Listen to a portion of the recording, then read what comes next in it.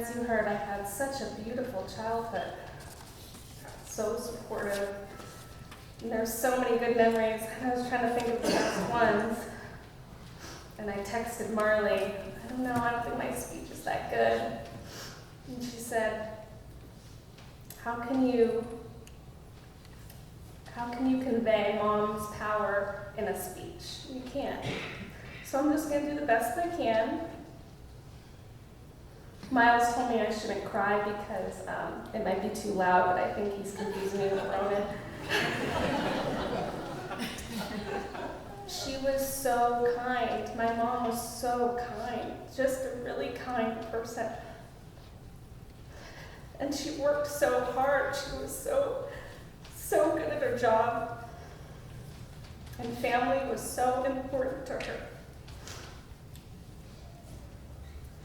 She was one of those people that practiced active listening so well. And it was something that I think probably was natural to her, but I know she practiced it because she used to tell me that some people want you to be mean, but you shouldn't be mean. And I didn't really understand that when I was little. You know, I just sort of chalked it up to like a hippie saying that they would say, like mean people suck. But then with age, with time, I know what that means now. It's like the Michelle Obama, you know, they go low, you go high. That's what she meant.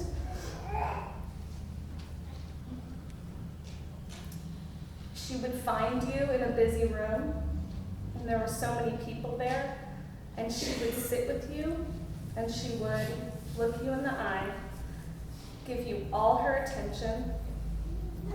She would have welcoming body language. She would make you feel heard. She practiced empathy every day. She would say things like, wow, that really sounds important to you. Even when you were trying to convince her that you didn't want to go to college.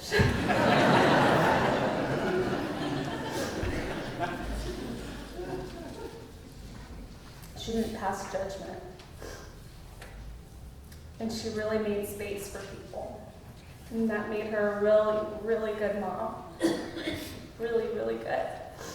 And a really good journalist, because she heard people. She worked so hard, but we didn't really feel it. Part of that was Lilia. But part of that was that she was present when she was home. And I try to practice that. I remember her wearing like a power suit all the time. You know, she was such a feminist. And she had like big shoulder pads, and it was the 80s, and like humps. And we thought she was so important. I remember asking her, why do you walk so fast all the time? And she would say, I have so much to do. She did. She would go grocery shopping on her lunch break so that we had dinner that night. She was a fabulous cook. She read every cooking journalism piece she could find. She wanted to teach me because my grandmother never taught her how to cook. So she spent a lot of patience and time with me. She said, everyone needs to know how to make fresh tomato sauce. So I still make that. I know she's the reason I am who I am.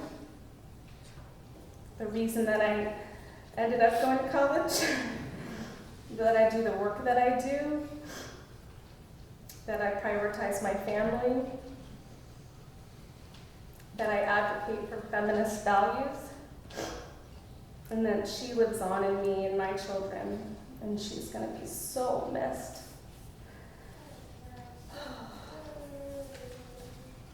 Okay. So, now my sister Marley is going to say a few words.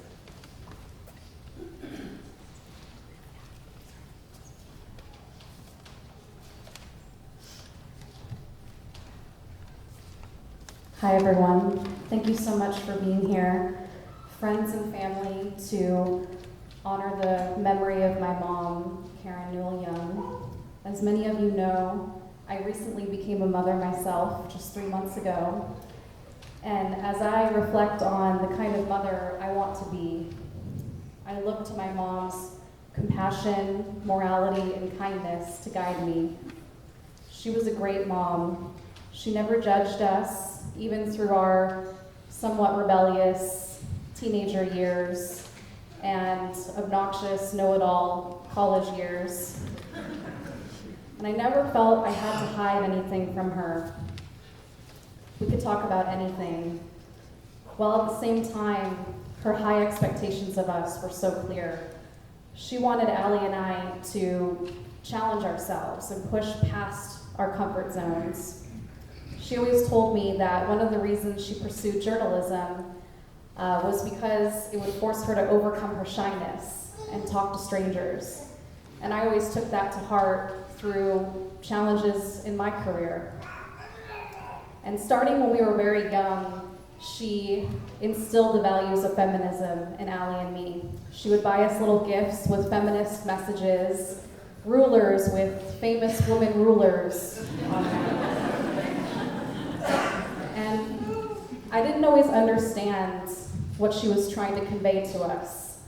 The family story is that when I was young, I was complaining to my dad, how come mom's not home during the day like all my friends' moms? And he said, your mom's an important lady. She has an important job. And I thought about it and I said, I don't want a important mom. I want a real mom, which I know, I'm a monster. But I feel bad about that, and we always joked about it. But now looking back on it, I just have so much respect and admiration for what she was able to do, balancing this impressive career as this brilliant writer and journalist, and managing really tricky PR crises as a public relations pro. And she did all of this while raising 2 rambunctious daughters. And these messages of feminism ensured that I never doubted my value as a woman. My mom is one of the most empathetic people I know. She truly feels other people's emotions. When I told her I was pregnant, she shrieked. She was so excited for me. And when I was sad because a friend of mine passed away, she held me and cried with me, which made me feel less alone. And judging from all the Facebook comments and phone calls and letters we've all received, I can tell that she was always that supportive, kind, compassionate person to so many of you. From her friends from high school, who she remained in touch with, to her colleagues throughout her career, to her friends in Orange County and here in Nevada City. And her passing is truly a huge loss for our family and for all of these communities I just mentioned. And she'll be missed, but she'll live on through our 3 and hopefully more grandchildren. And with that, I'd like to read a poem. It's called The Watcher by Margaret Whittemore. She always leaned to watch for us, anxious if we were late. In winter, by the window, in summer, by the gate. And though we mocked her tenderly, who had such foolish care, the long way home would seem more safe because she waited there. Her thoughts were so full of us, she never could forget. And so I think from where she is, she must be watching yet, waiting till we come home to her, anxious if we are late, watching from heaven's window, leaning from heaven's gate. And with that, I'd like to bring up Lynn Forensic,